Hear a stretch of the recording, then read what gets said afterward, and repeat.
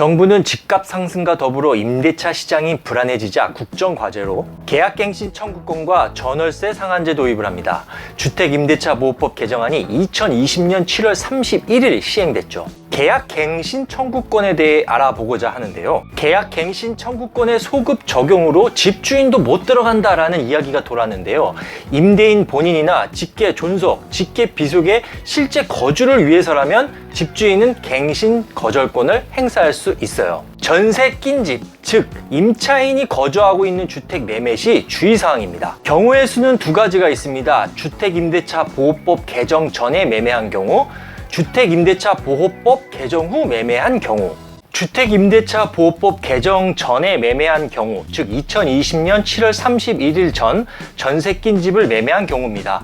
매수인은 실거주를 위해 계약을 했고요. 잔금은 전세 만료 시점입니다. 전세 낀 집의 집주인은 현 임차인에게 계약 해지 통보를 합니다. 임차인은 계약갱신 청구권을 행사할 수 있을까요? 법 시행 전 매수자의 직접 거주를 목적으로 주택 매매 계약을 체결한 경우라면 임대인, 즉 매도자는 주택임대차보호법 제6조의 3, 1항, 제9호에 해당되어 기존 임차인의 갱신 요구를 거절할 수 있습니다.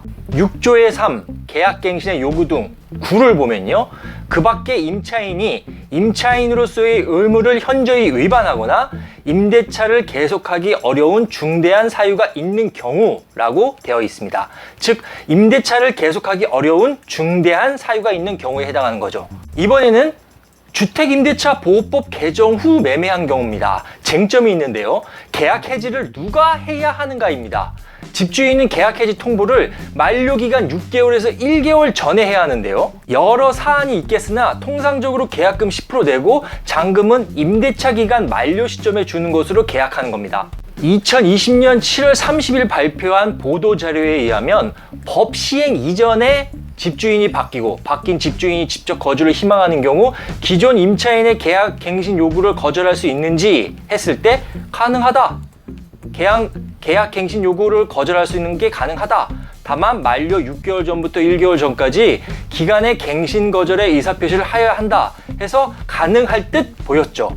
주택임대차보호법 개정 후 매매인데요. 실입주를 목적으로 한 임대차 계약 갱신 거절을 누가 할 수 있을까요? 기존 임대인이 임차인에게 통보를 해야 할까요?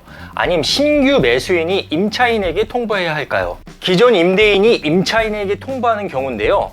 본인 또는 직계 존비속 실거주 입주일 경우만 계약 갱신 거절 사유죠.